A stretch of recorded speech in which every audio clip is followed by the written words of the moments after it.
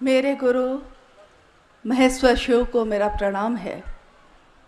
इस कालखंड के प्रथम शिव के शिष्य और हम सबों के परम आदरणीय साहब श्री हरिंद्रानंद जी, जो हम सबों का सौभाग्य है यहाँ उपस्थित हैं, उनके चरणों में मेरा प्रणाम है। उनकी शक्ति दीदी नीलमानंद, सभी शिव शिष्यों के तरफ से, हम सबों के तरफ से उनको प्रणाम है। और चेन्नई के इस प्रथम शिव गुरु महोत्सव में उपस्थित आप सभी गुरु भाई और गुरु बहन के चरणों में मेरा प्रणाम है। प्रथम मैंने इसलिए कहा क्योंकि कहा जाता है कि जिसका आगाज अच्छा हो उसका अंजाम भी उतना ही सुंदर होता है। तो दक्षिण भारत, जहाँ शिव की गूंज सदियों से चलती ही आई है और कहानियों में, भजनों में, मंत्रों में, साधना की पद्धतियों में हम लोगों ने हमेशा यही सुना है, यही जाना है कि शिव जिनको महेश्वर कहा गया, शिव जिनको देवों का देव महादेव कहा गया, जिनके अनेक रूपों की पूजा होती आई है, आज से नहीं हजारों वर्षों से जिनके विभिन्न स्वरूपों की पूजा होती आई है, जिसमें अलग अलग तरह के लोग उनके अलग अलग रूपों की पूजा करते आए हैं। कुछ लोग महाकाल के रूप में पूजित करते आए उनको, कुछ लोग महायोगेश्वर के रूप में, कुछ लोगों ने महाओढ़रेश्वर, कुछ ने कपालिक किसी ने महा शमशानी के रूप में पूजा है, तो किसी ने निहंगी और उमा के पति के रूप में पूजा है। यानी हमारे इस दुनिया में, हमारे समाज में, हमारे परिवार में और व्यक्तिगत हम में हमेशा से ये रहा है कि शिव की पूजा होती आई। पूजा कौन करता है? कहा जाता है कि पूजा मन करता है हमारा। मन ही किसी से जुड़ता है, मन ही किसी को छोड़ देता है। यानी पूजा में भी हमारे मन का शामिल होना बहुत ज़रूरी है। आपने सुना भी होगा कि मंत्र की, अगर किसी मंत्र का उच्चारण कोई करता हो तो घर में बुजुर्ग कहते हैं, अरे मन में थोड़ा ध्यान लगाइए, यानी कि मन को थोड़ा उस देवी या देवता की तरफ ले जाइए जिसके श्लोक की आप लगातार जिसको पढ़ रहे हैं, जप रहे हैं। यानी मन ही किसी से जुड़ता है और मन ही किसी से नहीं जुड़ता। सबसे ज़रूरी यही आज तक हम लोगों ने समझा कि मन जिसको अपना समझता है, जिसकी परवाह करता है, हम मेरा है ये तो मैं उसकी परवाह करता हूँ, मेरा नहीं है तो मैं उसकी परवाह नहीं करता। इसी मैदान में जब शुरू में यहाँ का फोटो भेजा गया था तो यहाँ क्या था? चारों तरफ बड़ी बड़ी झाड़ियाँ थी, घास थे उगे हुए। आज जब आपके गुरु शिव का महोत्सव यहाँ हुआ तो आपने इसी जगह को कितने सुंदर ढंग से साफ सुथरा करके सजा दिया है। मेरे गुरु शिव का महोत्सव है आज, तो इस जगह को सजा दिया। कल को फिर आप नहीं आएंगे देखने। क्यों नहीं आएंगे? क्योंकि आपको लगेगा कि ये मेरा तो था ही नहीं, ये मेरा है ही नहीं। मेरा घर मेरा है, उसकी सफाई हम करते हैं, उसकी देखभाल हम करते हैं। मेरा परिवार, मेरे बच्चे, मेरा पति, मेरी पत्नी, मेरे माँ बाप, यानी जिस भी चीज़ से मेरा जुड़ा है, मेरी संपत्ति, मेरी ज़मीन, जिस चीज़ से भी मेरा जुड़ा हुआ है उसके प्रति हमारा मन परवाह करता है। और ये परवाह आपके लक्षण दिखाई दे जाते हैं कि आप कितनी परवाह किसकी करते हैं। हमारे ही समाज में, हमारे ही परिवार में ऐसे कितने लोग हैं, एक माँ के बच्चे हैं, एक माँ की संतान है, लेकिन जब बड़े होते हैं और संपत्ति का बंटवारा होने लगे तो क्या होता है? मन से भाई के प्रति भाव ही खत्म हो जाता है। एकदम पक्के दुश्मन नजर आने लगते हैं उस समय। संपत्ति, चीज़ें, ये सब चीज़ें इतनी ज़्यादा प्रभावी हो जाती हैं कि मन से भाई का भाव खत्म हो जाता है। और जिस दिन ये भाव खत्म हो जाता है हम उसकी परवाह करना भी छोड़ देते हैं। माता पिता बुजुर्ग हो जाएं और जिन्होंने पूरा जीवन हम लोगों को दे दिया हमारी उन्नति के लिए, हमारे परिवारजन के लिए, आज जब वो बूढ़े हो जाते हैं तो हमारे पास उनके लिए समय नहीं होता, मन से भाव खत्म हो जाते हैं, तो पता चलता है कि माँ है, पिता पिता हैं, ये भी याद नहीं रहता। तो वो शिव जो हजारों हजार साल से पूजित तो हुआ, घर घर में जिसकी पूजा हुई, शिवलिंग पे जिसके प्रतिदिन न जाने कितने जगहों पे जल का अर्पण किया जाता है, नमः शिवाय मंत्र की गूंज हर जगह होती है, और उनके महामृत्युंजय मंत्र ओम त्र्यंबकम यजामहे कितने जगहों पे, मंदिरों में, घरों में उसके जप होते हैं। लेकिन हम लोगों ने कभी ये नहीं सोचा कि हम जिसकी उपासना करते हैं, हम जिसकी पूजा करते हैं, उसके प्रति हमारा मन कितना जुड़ा हुआ है। क्योंकि पूजा पे भी हम बैठते हैं तो हमारा मन कहाँ होता है। आप सुबह सुबह नहा के पूजा जब करने जाते हैं तो क्या सही में उसी देवता या उसी भगवान, उसी शिव के प्रति आपका मन पूरी तरह समर्पित होता है? आप नहाए हैं, आपने पूजा की सामग्री ली है, आप बैठे हैं, लेकिन आपका मन कहाँ भटक रहा है? किसी का तो भटक रहा है कि रसोई में क्या बन रहा है, किसी का तो ये कि जितनी जल्दी हो अगरबत्ती दिखाते हैं और चल देते हैं क्योंकि दुकान खोलना है, किसी की ट्रेन छूट रही है, किसी की बस छूट रही है। ऐसी स्थिति में और ऐसे युग में खड़े हैं हम, जहां हमारा मन बेचैन बेचैन है, हर तरफ शोरगुल है, हर तरफ बेचैनी है, कहीं मन शांत नहीं होता। तो अब प्रश्न ये उठता है कि तब हम लोग ऐसी कौन सी साधना करें, ऐसे कौन से मंत्रों का जप करें जिससे हमारा मन उस शिव की तरफ चल सके। तो मंत्रों का जप करने बैठते हैं, मन भटक जाता है, साधना करने बैठते हैं, मन भटक जाता है, यहाँ तक कि हम योग और उपासना करने बैठते हैं तब भी मन भटक जाता है। लेकिन एक बात आपने गौर की होगी, अगर हम किसी से बात करते हों, अगर हम किसी से बातचीत करते हैं किसी भी विषय पे, तो उतनी देर तक हमारा मन उसी विषय पे लगा रहता है, चाहे वो व्यापार हो, चाहे वो पैसा हो, चाहे वो खेती हो, चाहे वो घर की कोई समस्या हो। अगर किसी एक विषय पे हमने बातचीत शुरू कर दी है, यहाँ तक कि आपने देखा होगा कि अगर राजनीति पे बात शुरू हो गई तो धीरे धीरे आसपास के सारे लोग उसमें शामिल हो जाते हैं।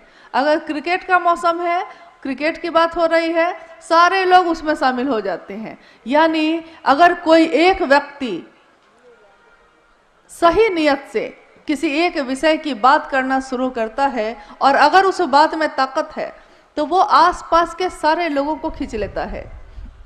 इसी तरह जब हम शिव की बात भी करना शुरू करते हैं तो एक तो खुद हमारा मन उस शिव की दिशा में फोकस होने लगता है, केंद्रित होने लगता है, और जिससे हम बात कर रहे हैं सामने वाला वो भी धीरे धीरे शिव के तरफ उसका मन होने लगता है। यहाँ तक कि मैं और वो जो बात कर रहे हैं तो आसपास के लोग भी धीरे धीरे रुक के सुनने लगते हैं कि क्या बात हो रही है, क्या बात आखिर हो कर रहे हैं ये लोग, ये क्या है 3 सूत्र, ये क्या है शिव को गुरु मानने की पद्धति। क्योंकि शिव के जगत गुरु स्वरूप की बात कोई नई बात तो नहीं है, ये हजारों, जब से ये दुनिया है, जब से उस शिव ने इच्छा की और सृष्टि सृष्टि हुई, तब से ये दुनिया कायम है और तब से शिव के सारे रूप भी कायम हैं। लेकिन अगर कोई बहुत अच्छा डॉक्टर हो और हम उससे दिखाने ही नहीं जाएं, तो उस डॉक्टर की कोई गलती नहीं होती, हम में बीमारी है और हम जाते ही नहीं दिखाने। यहाँ तक कि अगर दूसरे कहते भी हैं कि अमुक डॉक्टर बहुत अच्छा है, जरा आप वहाँ क्यों नहीं दिखा लेते, तो हम सोचते हैं कि अच्छा उसने कहा है कभी दिखा लेंगे, या फिर क्यों दिखाएं, उसके कहने पे क्यों दिखाएं, तो नहीं जाते। इसमें उस डॉक्टर की कोई गलती नहीं, गलती तो हमारी है कि हमने सुना भी, जाना भी, लेकिन हम गए नहीं। बहुत सुंदर कोई स्कूल है और हम अपने बच्चे को भेजेंगे ही नहीं, तो न तो उस स्कूल का कोई दोष है, न तो उस स्कूल में पढ़ाने वाले शिक्षकों का कोई दोष है। दोष उसका है जिसने सुना तो है, जाना तो है, लेकिन समझ के भी वहां गया नहीं। शिव गुरु है, जगत के गुरु हैं। ये आज हम और आप नहीं कह रहे हैं, ये तो हमारे ग्रंथों में लिखा है, हमारे उपनिषदों में लिखा है, शास्त्रों में लिखा है कि वो विश्व गुरु हैं, वो आदि गुरु हैं, प्रथम गुरु। और उनसे सुंदर, उनसे बड़ा न तो कोई है, जिसकी पूजा देव भी करते हैं, जिसकी पूजा जीव जंतु भी करते हैं, यहाँ तक कि पशु भी जिसकी पूजा करते हैं, क्योंकि महादेव पशुपति नाथ भी कहलाए, वो महादेव हमारे आपके जैसे सामान्य लोगों का गुरु हो सकता है। इससे बड़ी बात, इससे असाधारण घटना इस जीवन में, इस दुनिया में नहीं घट सकती। क्योंकि आज तक हम लोगों ने तो यही सुना था, जाना था और समझा भी यही था कि वो शिव ईश्वर है, बहुत दूर है उसकी सत्ता, बहुत ऊपर है वो, और हम कहाँ बहुत साधारण लोग, हमारे पास है क्या?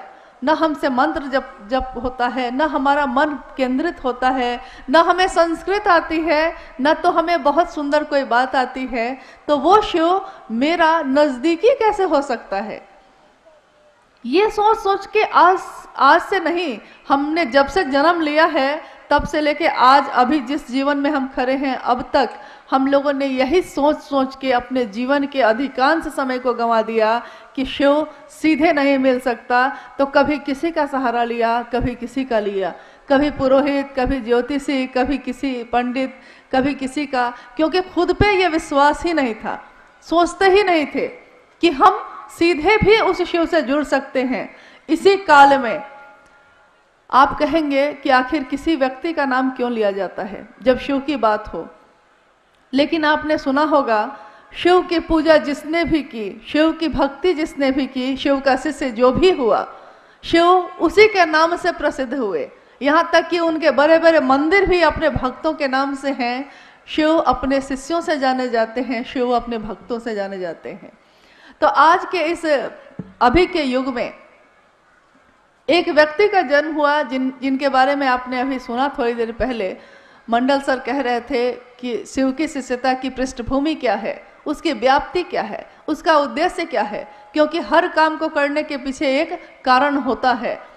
तो वो व्यक्ति जिनका नाम, जिसको हम लोग प्यार से अभी कह रहे हैं वरेण्य गुरु भ्राता साहब श्री हरिंदानंद जी, उनके जीवन में बहुत सी घटनाएं होती चली गई, हमारे आपके जीवन में भी होती हैं। लेकिन आपने सुना होगा कि सेब तो रोज गिरा था, न्यूटन को ही क्यों दिखाई दिया कि सेब नीचे क्यों गिरता है?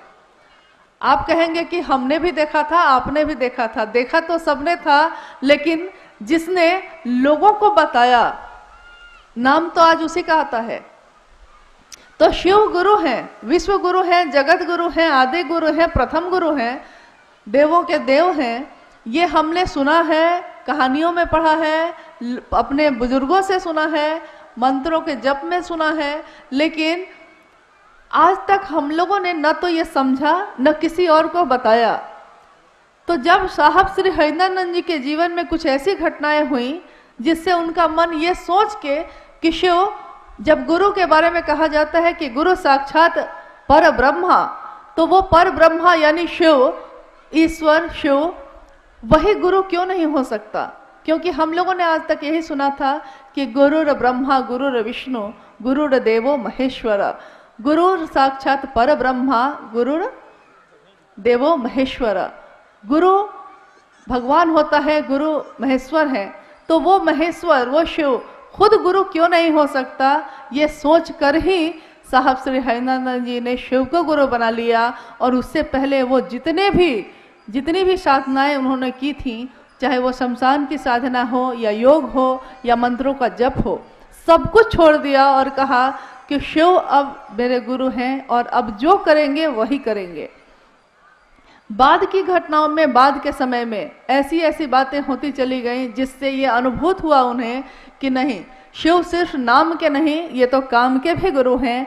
शिव जिस तरह ईश्वर के रूप में हमारी आपकी पुकार सुनते हैं, हमारी मन्नतें पूरी करते हैं, हमारे उपवास और हमारे सोमवार के व्रत का फल भी मिल जाता है, वो शिव गुरु के रूप में हमें ज्ञान भी देते हैं और जीवन जीने की कला भी सिखाते हैं। क्योंकि अगर आपके पास संपत्ति बहुत हो, ज्ञान ही नहीं हो उस संपत्ति को चलाने का, तो वो संपत्ति बेकार हो जाती है। कहा भी जाता है कि आप अपने बच्चे को संपत्ति दे सकते हैं, पैसा दे सकते हैं, लेकिन अगर आपका बच्चा, आप कितने भी बड़े विद्वान हो, आप ही का बच्चा आपसे अगर ज्ञान नहीं लेना चाहेगा, तो ज्ञान ऐसी चीज़ है जिसको आप जबरदस्ती किसी को नहीं दे सकते। चीजें दे सकते हैं, संपत्ति दे सकते हैं और अपना सब कुछ दे सकते हैं, लेकिन ज्ञान नहीं दे सकते। इसीलिए हमारे पूर्वजों में हमेशा ये कहा जाता था, या अभी भी कहा जाता है, कि गुरुमुख हुए कि नहीं आप, यानी गुरु के तरफ आपका मन हुआ कि नहीं।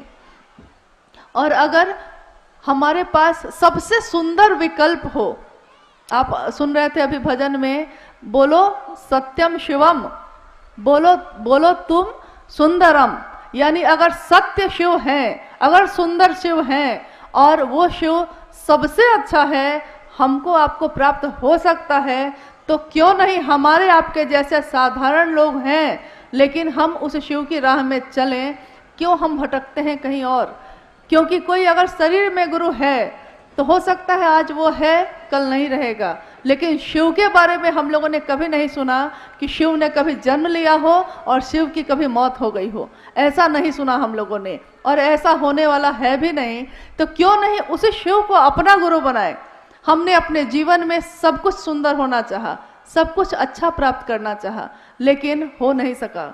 हमेशा चाहा कि सबसे अच्छा हो, सबसे ज़्यादा संपत्ति वाले होते, सबसे सुंदर होते, हमेशा अच्छा होता मेरा, लेकिन सोचते कुछ हैं। आज अभी बहुत सुंदर कुछ हो रहा है, अगले पल पता चलता है कि तबीयत बिगड़ गई है और हॉस्पिटल में आप नजर आ रहे हैं। अगले ही पल मेरा शरीर है, मेरा दिल है, मेरा दिमाग है, अगले पल में क्या सोचने वाला है, अगले पल में धड़केगा या नहीं धड़केगा, यहाँ तक कि मेरे रगों में बहने वाला खून का भी प्रेशर बढ़ेगा कि घटेगा, इस पे भी हमारा नियंत्रण नहीं।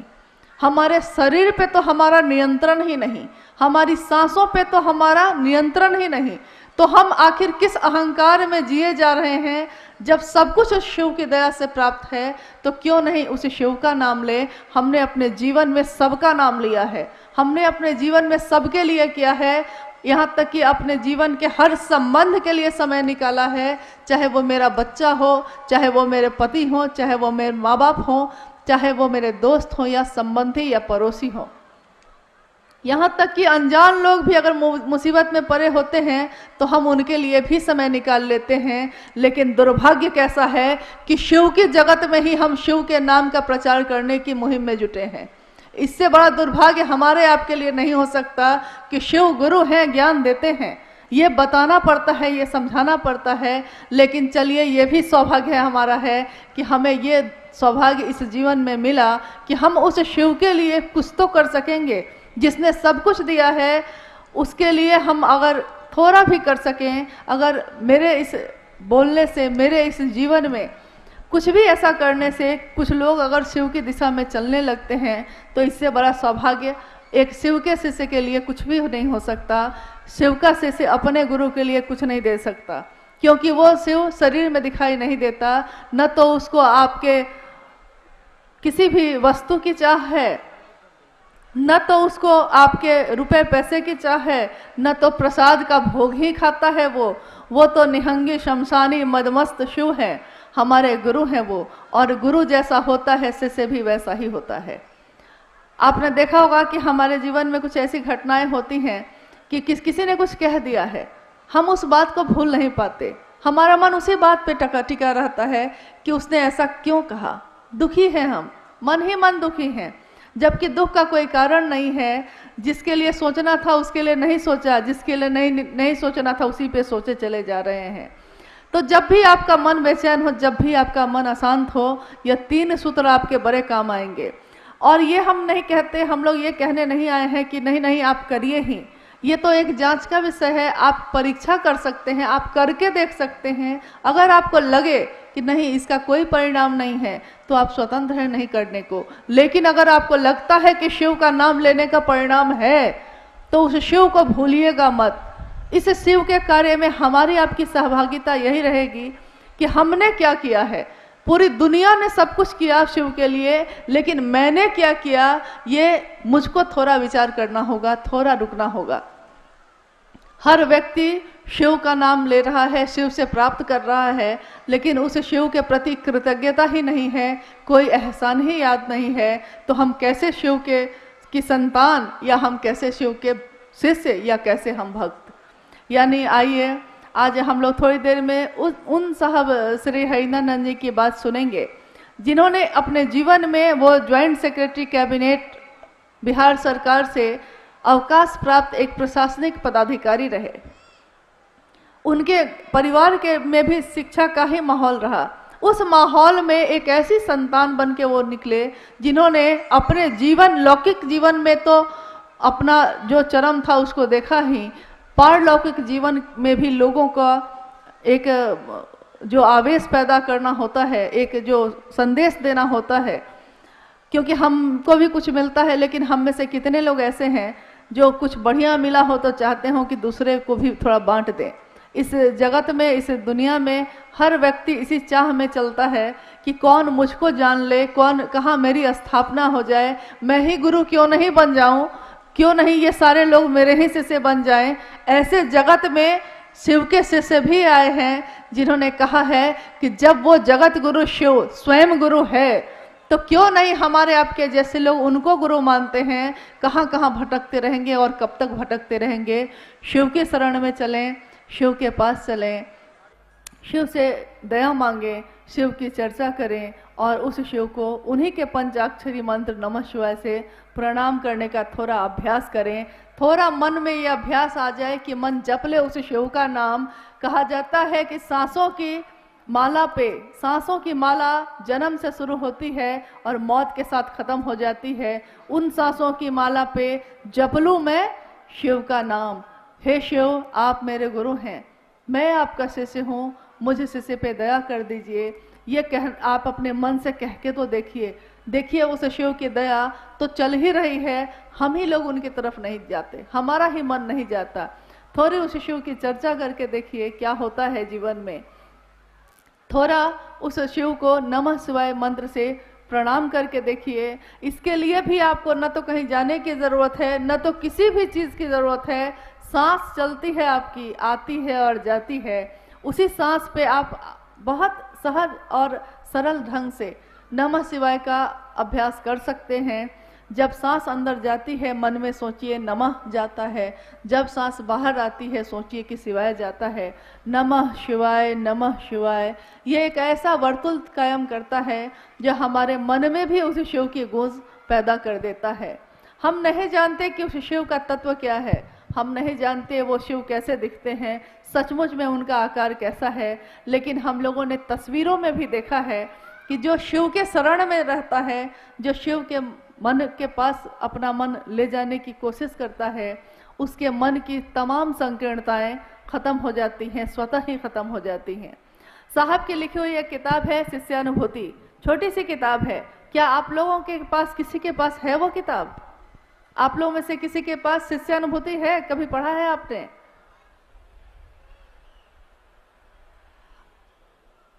नहीं है क्या? नहीं मिली, किसी को नहीं मिली। उसमें शिष्यानुभूति का अर्थ ही होता है एक शिष्य की अनुभूति। और आपको सुन के अच्छा ही लगेगा कि उसका मूल्य यही है, मूल्य के आगे लिखा हुआ है आपका शिव का शिष्य होना। आप शिव के शिष्य हो जाएं, यही उस किताब का मूल्य है। एक शिष्य की अनुभूति के बदले में हम और इससे ज़्यादा कुछ नहीं दे सकते। तो उसमें लिखा है साहब ने कि शिव भाव के शिखर की तलहटी में ही समस्त संकीर्णताएं तिरोहित हो जाती हैं। ये जो हमारी दुनिया बटी हुई है जाति, धर्म, संप्रदाय, लिंग, वर्ण और भेदों से, ये सारे भेद स्वतः ही खत्म हो जाते हैं जब हम शिव की बात करते हैं। आपने देखा होगा सावन के समय में हम लोग सोचते हैं कि शिव के लिए जल लेके चले, सारे लोग एक साथ चलते हैं नमः शिवाय बोल बम बोलते हुए, और एक साथ शिव के भजन, शिव के गीत गाते हुए चलते हैं। हम भूल जाते हैं कि हम किस जाति के हैं, हम भूल जाते हैं कि हम किस संप्रदाय, कहाँ के हैं, कैसे हैं, क्या रंग रूप है हमारा, अमीर है या गरीब है। थोड़े दिनों की यात्रा में अगर शिव की गूंज होती है, शिव का नाम लेते हैं, तो हमारे मन की ये सारी संकीर्णताएं खत्म हो जाती हैं। सोचिए अगर पूरे जीवन में ये गूंज हो जाए, पूरे जीवन के पल प्रतिपल और हर सांसों में उस शिव को नमन हो जाए, तो क्या नहीं हो सकता। एक शिव के शिष्य के लिए कुछ भी असंभव नहीं है।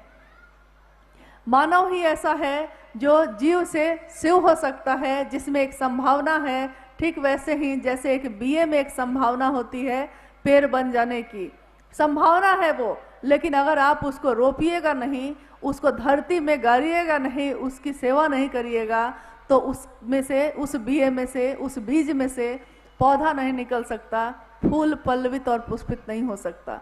शिव का प्रेम भी हम में आप में जन्मजात ही पैदा होने के साथ ही है, लेकिन हम लोग उस शिव के प्रेम को भूल गए हैं। आइए इस शिव गुरु महोत्सव के माध्यम से, शिव की बात के माध्यम से हम अपने मन में बड़े उस बीए को थोड़ा सिंचित करें, थोड़ा सींचे, अपने मन के भाव से, अपने विचारों से, अपनी बोली से, अपने प्रणाम से, ताकि हमारे मन में भी शिव की शिष्यता पल्लवित हो, पुष्पित हो और हमारा आपका जीवन भी शिवमय हो। थोड़ी देर में साहब श्री हरिनानंद जी से हम लोग सुनेंगे कि कैसे हम अपने गुरु की दिशा में चल सकते हैं, किस तरह चलें, क्या करें। इसके लिए थोड़ी देर में वो तुरंत उपस्थित होंगे और हमारा अनुरोध होगा उनसे कि हम सभी शिव शिष्यों को ऐसी ऊर्जा दें ताकि आने वाले समय में हम अपने शिव के लिए कुछ भी काम आ सकें। हमने अपने जीवन में सबके लिए किया, थोड़ा शिव के लिए भी करें। आइए चलते हैं और आप सभी के चरणों में मेरा प्रणाम है, इसी अनुरोध के साथ कि आज मिले तो हैं, लेकिन इस मिलन को भूलिएगा नहीं, इस बात को भूलिएगा नहीं। हम न रहेंगे, आप न रहेंगे, लेकिन हमारी संतान, हमारे परिवार, हमारे इस दुनिया में शिव का नाम चलता रहे। बस यही हमारा सबसे बड़ा कार्य, सबसे बड़ी सहभागिता शिव के गुरु कार्य में होगी। आप सभी के चरणों में मेरा प्रणाम। मेरे गुरु का यह कहानी, शिव गुरु का यह कहानी, जाने दुनिया